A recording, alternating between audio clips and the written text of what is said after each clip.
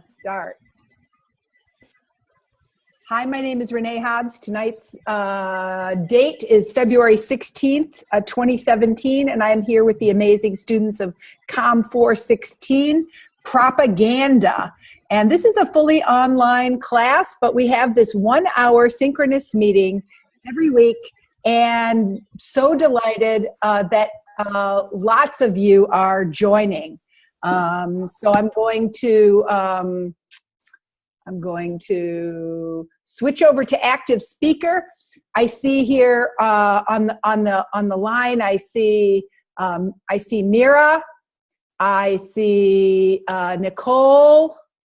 I see Matt. I see Francesca. Zoe Wen is here. Taylor. Chiara. Let's see, who else do I see? Have I missed anybody? Okay, so thanks so much for joining us tonight. And to those of you who are watching the recorded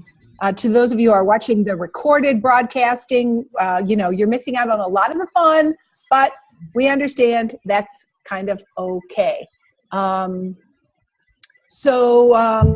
Lots of things to do in only 1 short hour. So let me share my screen with you. Wow, that looks cool. Your teeth are done. Okay, good. So good to know the teeth are done. So here we are at our class page for tonight, week 4. And of course, we had a great opportunity to read the amazing Trust Me, I'm Lying by Ryan Holiday. Our theme tonight is on propaganda as part of marketing and promotion events. And I started the top of this blog post with a really interesting quote from Garry Kasparov, who is a Russian chess player and political figure, who says, "The point of modern propaganda isn't only to misinform or push an agenda. It's to exhaust your critical thinking, to annihilate truth." That's a pretty dark and cynical perspective, and it does seem to connect to a theme in our class for this evening. So I wanted to start by sharing with you some new news. In today's New York Times, I read this story and I said, oh, thank you, New York Times, because this is perfect topic for my propaganda class. I don't know. Maybe you guys will give me a thumbs up if you happen to see this story. It came from a lot of places, but I'm sharing you one of the, not the New York Times story version, I'm sharing with you the BuzzFeed version because it's a little more entertaining. So Hollywood Film is using fake news to get publicity. A film called A Cure for Wellness is linked to 5 fake local news websites that have been spreading hoaxes about vaccinations, Trump, and other topics. Give me a thumbs up if you happen to see the Super Bowl commercial for A Cure for Wellness. Did anybody see that? Yeah, maybe you did. A Hollywood thriller opening this weekend is using a network of fake news websites and a fake water brand to generate interest and publicity, according to information uncovered by BuzzFeed News. Oh, and who's strange? So do me a favor, if you can mute your microphone if you're not, if you're listening right now. You're listening, but if you mute your microphone, that'd be really great. So this is a film that it's a story about a guy who goes to some kind of spa in Europe and then bad things happen, right? At the core of the campaign, it says the film is getting big publicity push, but it's also benefiting from a more covert campaign involving fake news story and at least one made-up company. At the core of the campaign is a network of 5 local news sites that are inserting promotional references to the film into hoaxes. The sites also host ads for film and a fake water brand. These fake local news sites mostly publish topics unrelated to the film, such as one that Donald Trump has implemented a temporary ban on vaccinations. And these fake news stories have been picked up by real websites and generated significant engagement on Facebook, thanks to people being fooled. Their biggest hit so far was a fake story about Lady Gaga planning to include a tribute to Muslims during the Super Bowl performance, which generated 50,000 shares, reactions, and comments. So, yep, the film's producers say, yep, they're definitely doing this. After all, the film is a movie about a fake cure that makes people sicker. So they thought it kind of made sense to do this, right? And so here's an example of one of the fake news sites. It's the Salt Lake City Guardian, and it's got stories, very clickbait kind of stories, that I don't know, that are somehow designed to attract attention. So they all use similar designs. They were all made by the same company, right?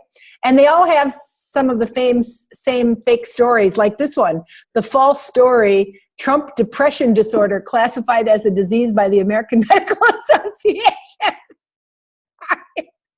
I don't know. I might click on that, truthfully, right? And notably, the story ends with a call to action for the public to tweet cure for wellness, right? So they're trying to get their hashtag some attention with this fake story. And ads for the film have also run on some of the sites, but the connections run deeper. The stories about the made-up Trump disorder list to a site called healthcure.gov that is registered to 20th Century Fox, and it was created to promote the film. And the story also links to a site called healthandwellness.co. If you guys check on that, that is a very spooky looking website with, it's like a fake spa, right?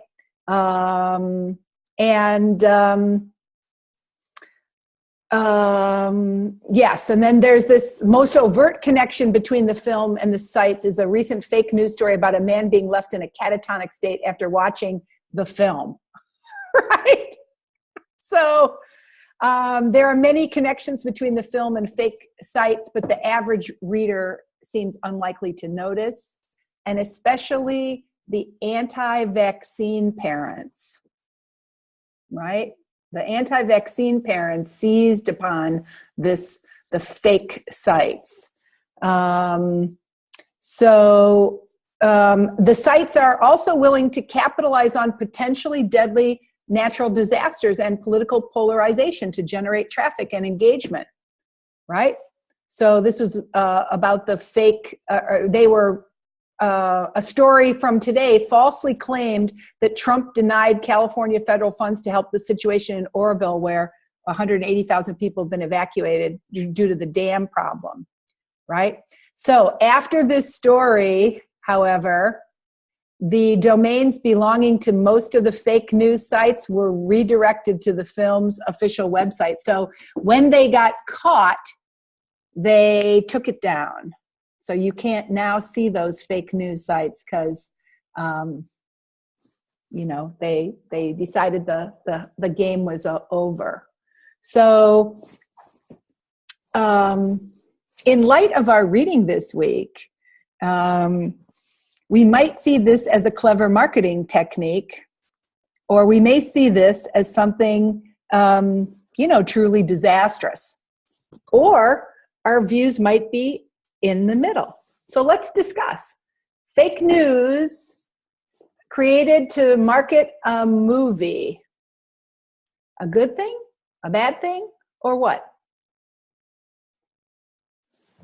Is this a creative work of creative PR brilliance? Or is this fucked up? Matt? I think it's kind of both. I mean, on their side of it, yeah, it's going to work out for them, I think. I think it's going to get more people to watch their movie. And I think it was a good, PR stunt on their end. But I also just think, ethically it's wrong. Just, on my end of it, I think ethically it's just wrong. Because? Just because they're pulling the wool over people's eyes and they're feeding people these fake stories. And they're also feeding, like you said, the people who are, anti-vaccine, they're feeding into, their, beliefs and, showing other people like, hey, even our president agrees with me, kind of a thing. Nice. Okay, we're off to a good start. Is this piece of PR a work of marketing brilliance, or is this a disaster, or somewhere in between? What's your opinion? Taylor. I kind of think it's, I don't know, reading the book, like, it made me really freaked out. So I don't know. I think it's like a good idea in the sense of like PR, because now people are talking about the movie, even though like I've talked about in my other classes, like, is any publicity like good publicity, whether it's negative or positive, because people are talking about you anyways. So, I mean, it's good in the sense that people are talking about it, and it is creative of them to like use those stories to fuel their movie. But I don't know, I just think it's terrible because people are not smart enough to fact check things they see on the internet. They believe whatever they read. So like, it just causes a lot of drama that's unnecessary. And people, now the story's out that it's fake, but people might not see that it's fake still for like at least a couple of days. And by then they would have told other people about it. And that's just how wrong evidence is shared. I don't know. Yeah. Great point. Kaylin, you're next. Well, this kind of goes into the tactic that I was assigned to read about lying to like get clicks and stuff. It's just like all clickbait. And even today I was saying in my response to someone's Flipgrid that there was some like articles like why liberals are wrong about Trump. And if you clicked on it, it was like, oh, they're not wrong. Like, he's a psychopath. Here's a recipe for scones. And people were just sharing it, not even like opening it, not even clicking on it, just proving that just the headline can be what people share and what people believe in. And then another thing that was in my part of the assigned reading was that once news is only news until someone reads it, and then to them it could become a fact. And a lot of times people, even if something is corrected, they don't go back to look if there was a correction or a change. Nice. It's so the points you're making about the sort of ease of which people can be led to click on something, and the correction being itself another opportunity to get attention, are both big ideas in the Ryan Holiday book this week. So now it probably is pretty useful for us to take a look at some of the tweets that you tweeted as you tried to make sense of the readings. And the prize for this week goes to Nikita Duke, whose Flipgrid response was absolutely best of show for this week.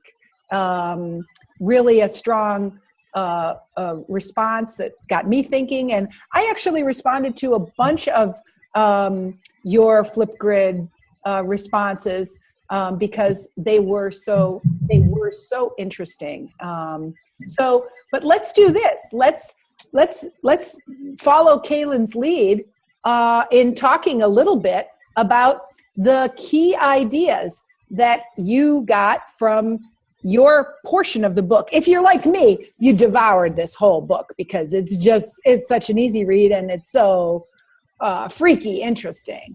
But it's also likely that you read your part of the, your assigned part of the book pretty carefully. So let's just go around the room and we're engaging in a practice called crowdsourcing, right? Which means we're sharing our knowledge with each other because we all read part of the book. And if we share that knowledge with each other, we magnify the influence. So let's talk a little bit about the tactics that we learn in book 1, right? And then we'll talk a little bit about the problems, the consequences, the unanticipated effects. We'll talk about those next. Who wants to go first? Me? Yeah. How you doing? I had Tactic 1, Bloggers Are Poor. Yeah. So some things I got out of that was that it's more about speed rather than other variables. So like how fast can you get the information out to like make it more believable to like the public. And it said that before bloggers were paid by each post. Now it's about who can gather the most believable news and like get it out there more and more to the people. Nice. So the economics of this medium seem to make a big difference. Good way to start us off, Hassan. Who's next? Oh, Andre. Yeah. Sorry about that. Okay. His name's Stan Rose. Oh, yeah. Go for it. All right. So going off of what he said, I also thought it was interesting that Holiday highlighted the fact that they really don't care if it's true or not, what they're talking about. They'll just throw anything out there, even like if it's just a blatant lie about somebody. Like they'll just throw it out there and they don't really care. They just want more and more posts as fast as possible. So truth is irrelevant, says Ryan Holiday. Good. Who's next? Key idea from book 1, Francesca.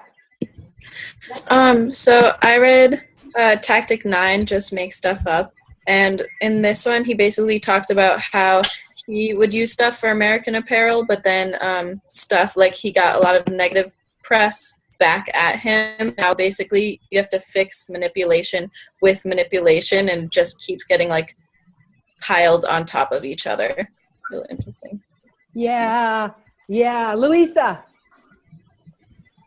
I also read Tactic number 9, and one interesting point it said, it talked about urgency and how a lot of the like bloggers or media news outlets these days are like, they have to, once they like hear a story, they have to get it out in an hour or two.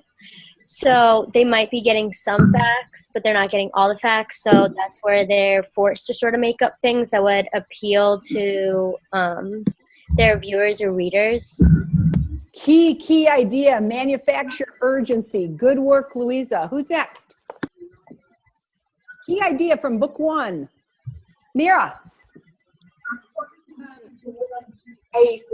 When I was going through this, I mean, it did it for this part and the second part, but it reminded me a lot of what would be the opposite of what the whole Public Opinion by Walter Lippmann was about. It's almost like basically like making the argument almost in a sense. But I thought it was interesting in I think it was the first chapter when he notes that we are so media dependent and desperately need some sort of authority and structure, something to follow, but can't find it because we've already destroyed it and have yet to establish a new foundation on which we can all sort of, at least for the most part, agree to be at least an office, decently way to operate with journalism. So.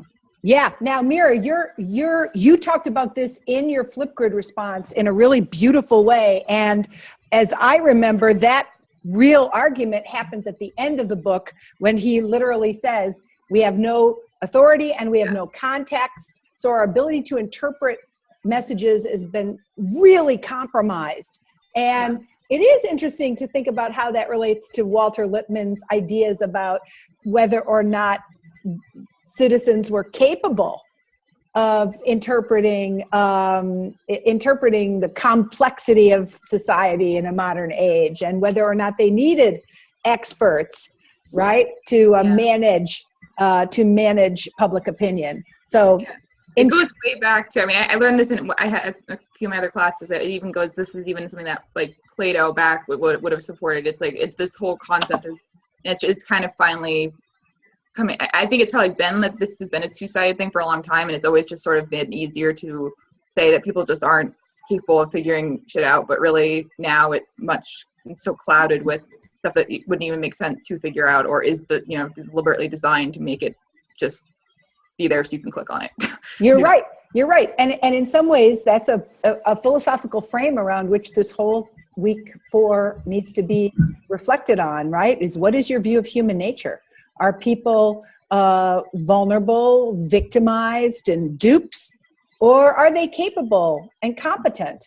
And what you believe is it's a value judgment, right? And so it will affect how you understand these ideas. But that's a philosophical attitude about humanity, right? So it's good to frame it up that way. Cool. We're trying to identify the key ideas from book 1, and we're seeing who would like to share. Stan Ross. I'm sorry, it skipped before. I didn't realize you just said book 1. I'm sorry. That's all right. It's all right. I see you there, buddy. Here, I'm going to pin your video. Go for it. Yeah, you. I had Tactic 7, Killing with Kindness, and one part that I felt interesting was when they were talking about the bloggers, how they had how they post so many stories, and look for the home run. I just wanted to connect that to what Haas said in one of his posts. I don't know if you've seen it, when he was talking about how like athletes go against that with journalists all the time. They're just always looking for a story to post, and sometimes, it goes into fake news. Sometimes they'll make something up or, overhype it, and they're just trying to stay relevant. So, all those people go out there trying to stay relevant. So I just found that interesting because I had read it and then I seen Haas post something about it. Yeah. If you haven't seen that on the Flipgrid, that is a really fascinating story about, an injury, a small injury being turned into a great big disaster, right? Which is exactly what Ryan Holiday was talking about, right? Exaggerating and blowing something up. Okay, so let's see what other key ideas you can come up with. Taylor. So I had Tactic 4, which is tricking the readers. So it started being mainly being about like headlines, kind of like what Kaylin was talking about earlier. I think we read the same chapter. How like it'll pose itself as like a really interesting question, and then won't even be anything about what the headline was. And I've fallen into that before so many times. I've read something, I'm like, no way, like lettuce can give me cancer, and then I like click on it, and obviously it has nothing to do with that. But what I found interesting was near the end of this tactic, it talks about how bloggers will post about controversial issues just so they get you to comment on it, because when you comment on it, then you have to make an account, which brings you to another page, which will bring you to another page view and more ads. So they're making more money just on you wanting to put your input in and feel important, which is just unbelievable. Bravo. This is a key idea, and you described it with precision, right? Why they want to outrage you enough to want to comment, because that is has a financial impact. Brilliant. Now, I don't know who had chapter 3, or no, tactic 3. Tactic 3 made me really aware of how I sometimes am being played. It's called Give Them What Spreads, Not What's Good. And it's about the manipulation of emotion.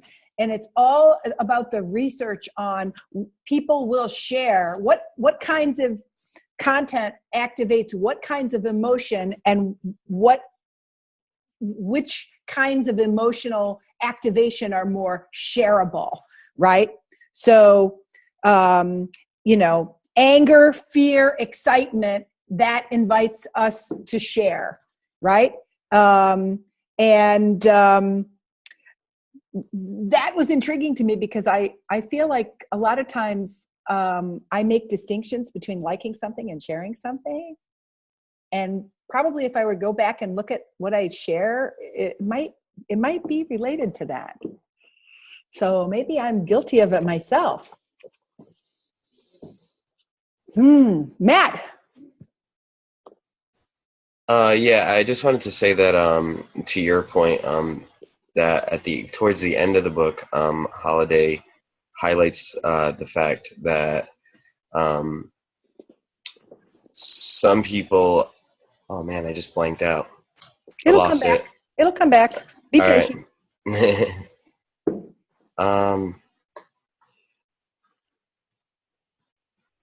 Holiday towards.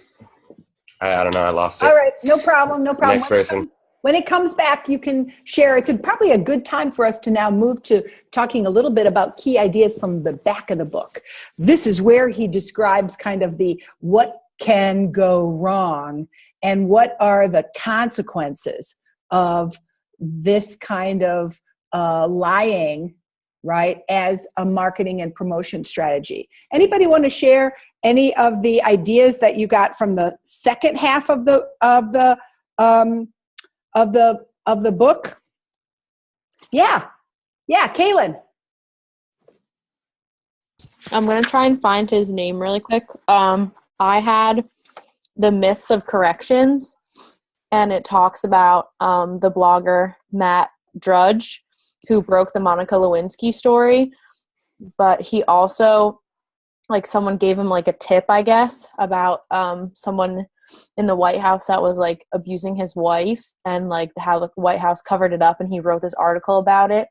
And then it turned out that there was no spousal abuse and the White House wasn't covering it up, and how he refused to apologize, and that he ended up in a $30 million libel suit. So that's definitely how, like, trying to be the first one to break a story can, like, destroy your reputation. Yeah, great example. I know that a couple people had the dark side of snark. Anybody here in this room have the snark chapter and want to give us a take on what is the dark side of snark according to Holiday? Matt. One of the stories he brings up in the chapter talks about a guy who he posted an article, and it was a little controversial. It was kind of a feminist, like targeted towards the feminist movement a little bit, talking about how men also, like, have issues and stuff like that. And the media outside of him kind of just berated him with all these terrible comments, and they went as far as saying that he was, I believe it was rapey or something like that, or and it really ruined his career. It kind of, like, he never got back to where he was at that point, just because of that one article that he wrote. Yeah. So the consequences were formidable for his professional identity. Yeah, and obviously the use of snark by all the outsiders, like, just the, like, basically just unrelated insults, kind of just made him lose credibility completely. Right. One thing that startled me about that chapter was this quote in the opening, which has really made me think a lot. The quote is from 1826, and it's from a book called On the Pleasure of Hating. And it says, "We grow tired of everything but turning others into ridicule, congratulating ourselves on their defects."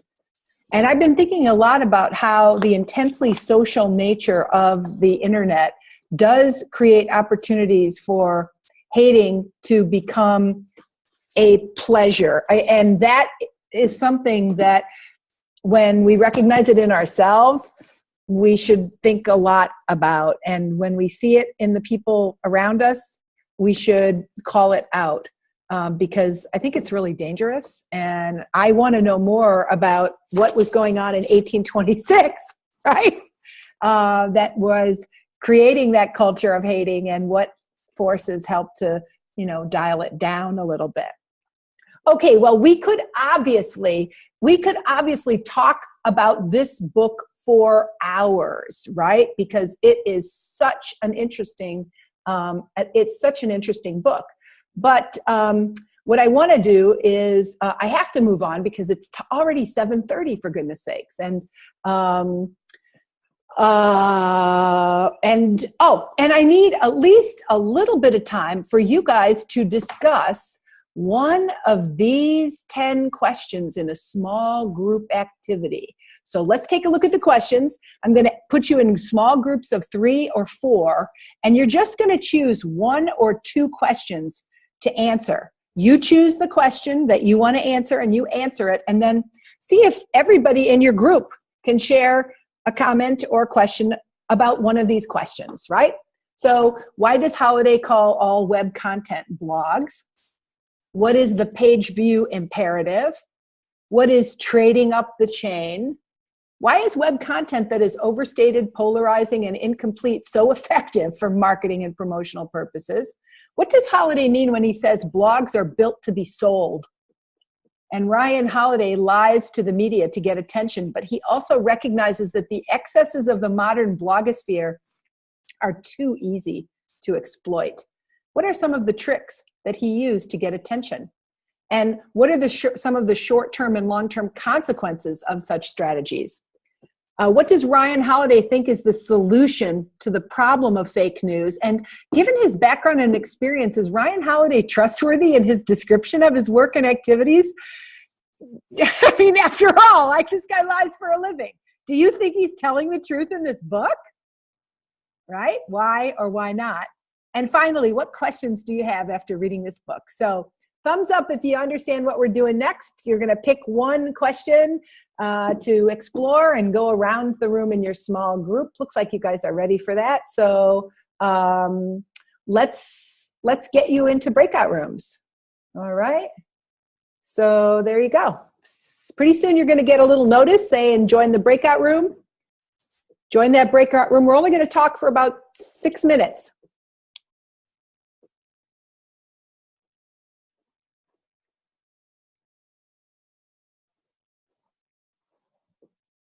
Francesca, my buddy. I don't know why, but it's so great to have you here. You know, it's like starting to become romantic. You know, I get to see Francesca in the breakout room every week. This is funny. So which of those questions do you want to start with? Okay. Let me see. I know one of them was what was his like answer to the problem, and where is it? Yeah, 8. He doesn't have a solution, which he talks about how like if he had a solution, he would like say it and go with it. But he says, I thought that last part was so intriguing, how he was like, we need to actually like do hard work, and like it was very philosophical how he like explains our real problem is kind of like that we want to consume these things. And so it like I thought that part was fascinating, the end part, because there isn't an answer, but it also is just like something that's like at a personal level, like a huge issue. Yeah. I think the solution, you're right. He was very humble about not having the answer, right? But he did say, we can't expect to get stuff for free, and the news can't be created instantly, and it takes time, and it takes human labor, and we have to be willing to pay for quality. And I thought that that's a complicated solution, isn't it? Because some people can afford to pay the $150 a year for a New York Times subscription, and some people cannot, right? So I feel like his idea that we're going to have to work harder and pay more, right, is kind of goes against the way the culture, right? The way the culture is going right now. So I didn't think his solutions were very comforting. Yeah. Like you said, at least he made the effort. Cool. Okay, so I'm going to try to explain trading up the chain. I feel like trading up the chain was a brilliant thing, and I feel a little tempted to try it myself, just with my own, you know, I'm kind of a media maker, you know, so I've kind of thought maybe I should try it. But I guess it's the idea that you place your story, whatever your promotional goals are, in a small blog, right? And then you use some kind of, I think he did it with fake emails, right? You do some kind of fake emails to hook a larger blog so that they'll be interested in your idea because it appeared in the smaller blog. And then you use the fact that it appeared in the larger blog to hook a journalist from an even bigger paper. And then pretty soon you get substantial coverage. I think that's what trading up the chain is. Do you think there's anything inherently unethical about that practice, or is that something you could see yourself doing if you were trying to promote some cause or product or something?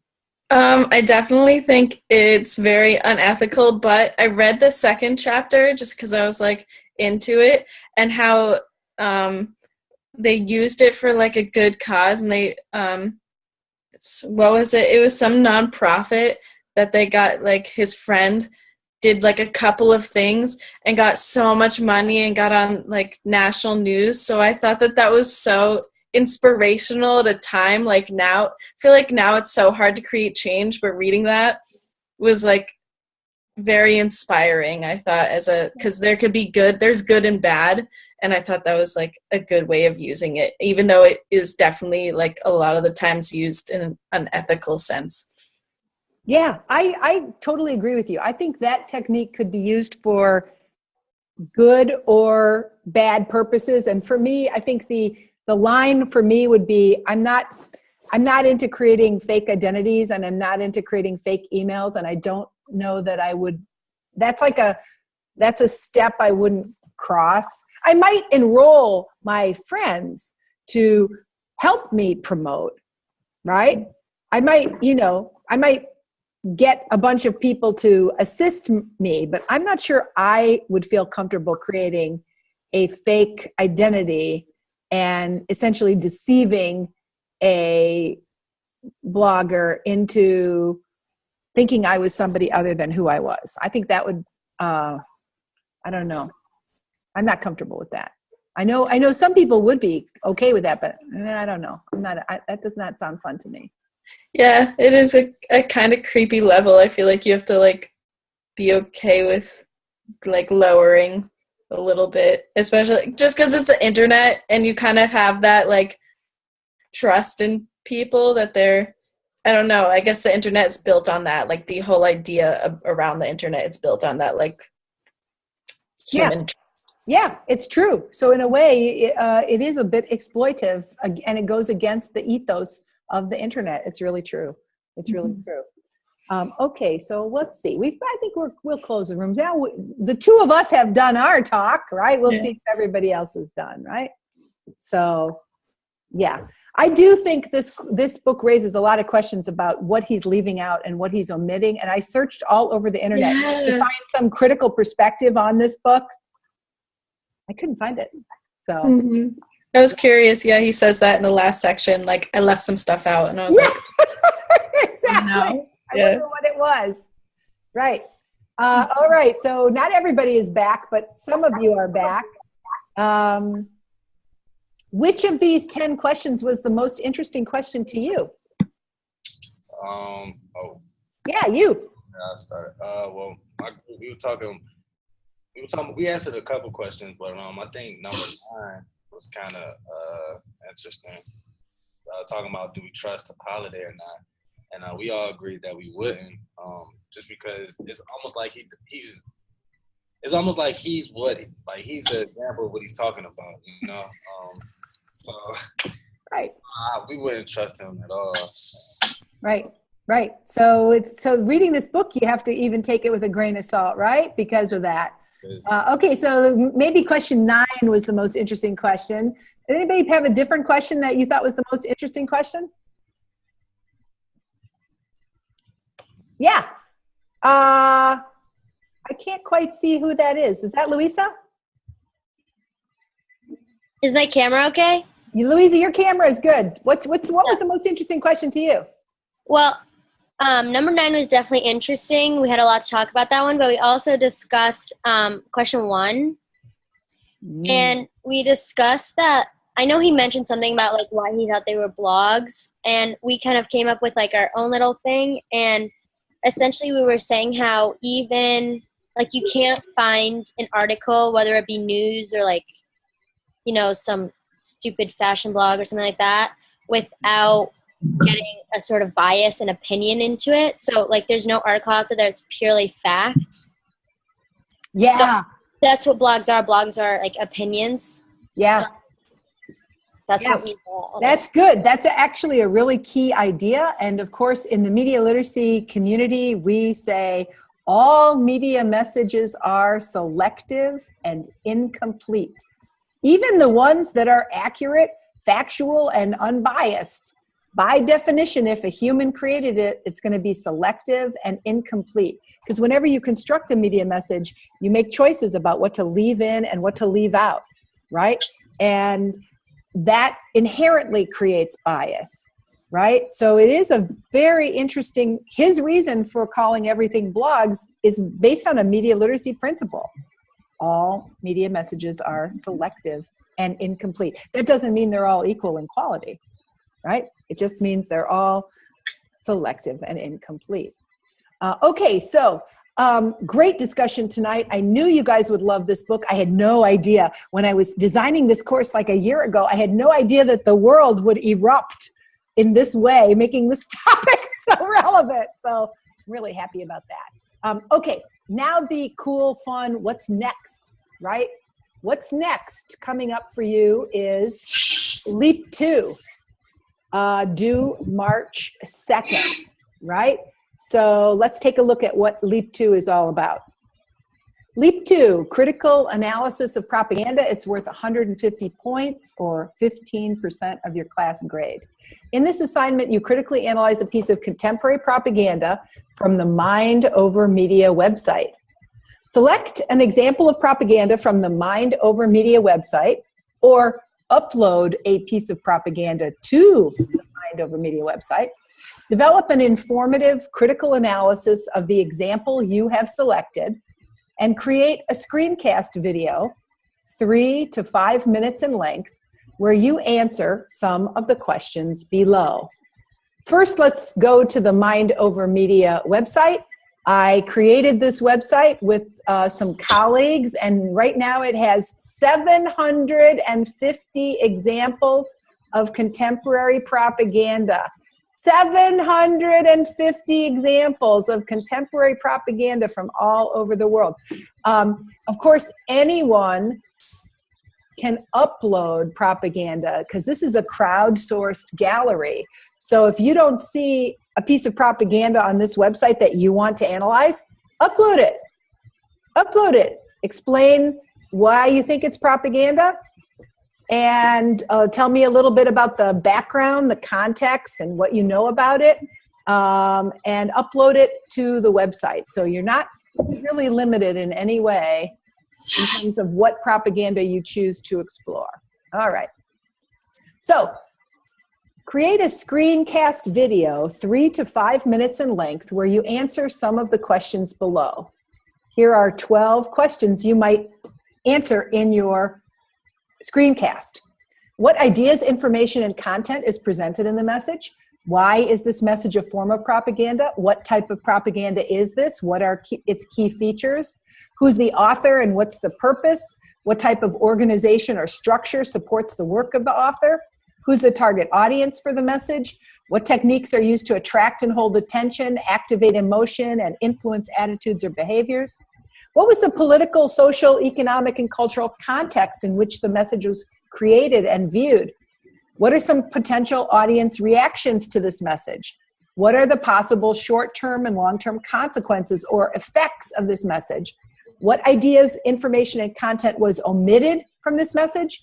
And what counter-propaganda opposes this message? So your screencast is going to answer some of those questions, and you'll use evidence to support your ideas. In answering these questions, you should use at least 3 key ideas from the course readings, in addition to relevant research sources used for finding information and developing ideas. Submit a works cited list with a complete list of all sources used, and make sure that list is presented in APA format. Okay, so preparing the script and visual materials. You might want to learn more about how to develop a screencast by reading a chapter from my forthcoming book called Create to Learn. This is a uncorrected page proof. The book's going to be published later this year. You probably are familiar with vlogs and screencasts, but give me a thumbs up if you've ever actually produced one. Give me a thumbs up if you've ever produced a vlog or a screencast. Okay, so Zoe, notice Zoe's hand went up. Zoe is the teaching assistant for this class, and if you're freaking out about producing a screencast, she is the queen. I mean, the princess. I'm the queen. She's the princess of screencasts, right? In fact, what we're doing tonight is a screencast, and if you wanted to use Zoom to make your screencast, you would do just what I'm doing, right? You would share your screen, it would be on the screen, and you'd talk, right? And you'd hit the record button just like I'm doing tonight. So, but there's a lot of cool tools you can use for your screencast. If you're having a heart attack, Zoe's available to support your work. But the chapter will really give you a good overview of how to do it. Basically, you're going to prepare your PowerPoint slides and your script and rehearse your presentation. You're going to create a compelling video by thinking about the needs and interests of the target audience for Leap 2. The target audience includes college-educated adults with an interest in contemporary propaganda. Now, recording your screencast. Before you begin, you might watch this tutorial on how to make a simple video screencast with a free online tool called Screencast-O-Matic. When you have uploaded your screencast to YouTube, embed the video on your blog along with your works cited list. Now, you don't have to use Screencast-O-Matic. You may use any screencast video production tool to complete this assignment. My experience has been that Screencast-O-Matic is really the simplest and easiest to use. And this video has it's a 3-minute introduction. Now, I'll use these criteria in evaluating your work. I'll ask myself, does this screencast offer a critical analysis of an example of contemporary propaganda from the Mind Over Media website, addressing a minimum of 3 questions and incorporating appropriate and well-chosen concepts and ideas from the course readings? Number 2, I'll ask myself when I grade your screencast, does the content of your screencast, is it well organized? Does it have an opening hook, an effective conclusion, and strong use of language and images that convey information and give an aha insight to the target audience of college-educated adults with an interest in the topic? And I'll ask myself, as I grade these, is this screencast well-produced with good sound and image quality? Is a complete works cited list provided that includes the sources of ideas, information, and visual content used? Is your screencast embedded on your page along with the works cited list? And have you tweeted a link to it? Now, there's a bunch of different examples to inspire you, because some of you are going, I'm sure, some of you are probably going, what the hell is a screencast? How do I make one? Right? When in fact, they're all over the place. And so these are 4 that are very good models. Now, none of these was produced exactly for this class, so realize that, right? These screencasts may not fulfill all of the specifications of the assignment, but they'll give you the flavor of what a critical analysis of propaganda screencast is like. Let's take a look at this one. And I already learned, right? Remember this? I already learned the best way is for us to view it together, right? So on your own computer, you view it, all right? And you can mute your microphone while you watch.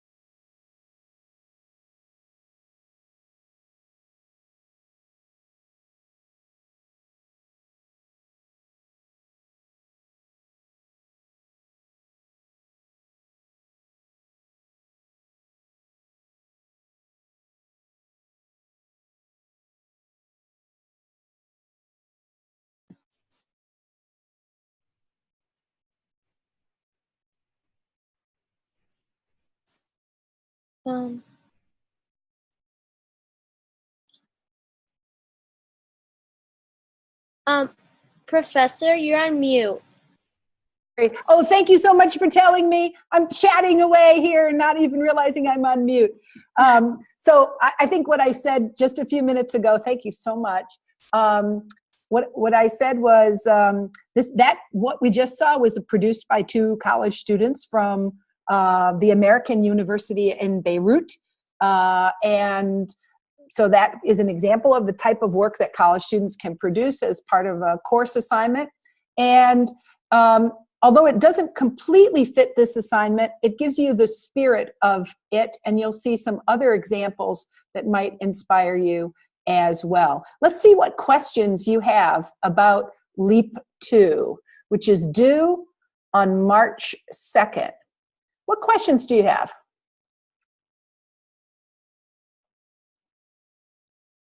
I guess my question is, you said we have to do a PowerPoint for it. So are we just going to be sharing our screen and talking in the background? Or is it going to, like, do you want us to flip the camera, or, you know what I mean? So you have a lot of choices.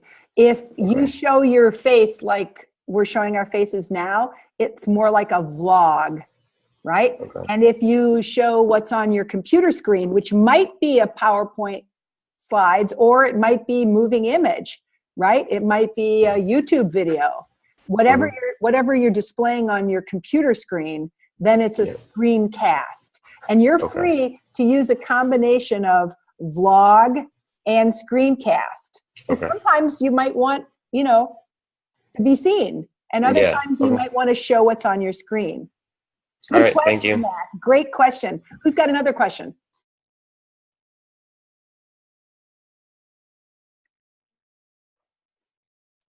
No other questions? Okay, so let me take your temperature. 1 means you're quaking in your boots going, holy fuck, why did I take this class? This is crazy. I don't want to do this. Oh, shit. Okay, and 5 is like, awesome, cool, I can't wait to get started. Let me take your temperature. Where are you? I see some 3s. I see some 3s. I see a lot of 3s. I see a 3.5, right? Right, Dre? That's a 3.5. Okay. That was not Dre. Dre went to the bathroom. Oh. All right, here we go. So I think this is going to be a fun project, and I hope it is. All right, now let's talk a little bit about what I'd like you to do for next week, because next week we're taking almost like a 180-degree turn, right? Next week we're taking on the challenge of looking at propaganda that might be beneficial, right? So we've just talked about how propaganda might be harmful in lots of ways. It probably could be. But next week, our theme is propaganda might be beneficial to society.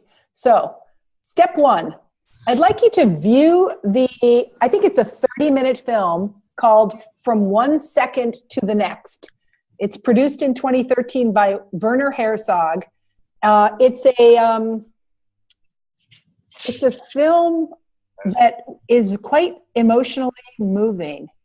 I want you to offer a minimum of 2 digital annotations to comment on the film, responding to these 2 questions. What different feelings do you experience as you move through the film?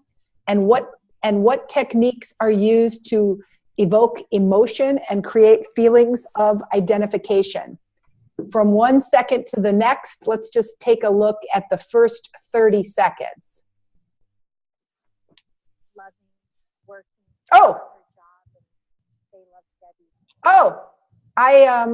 I'm halfway through it already, so I got to start it from the beginning. Here, I got to start it from the beginning.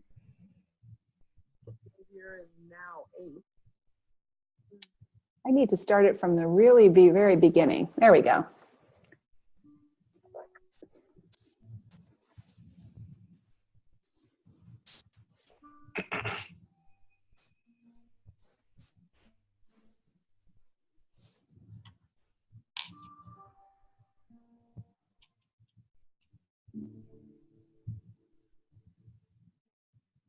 I had my brother in my hand, and all of a sudden, my hand was empty.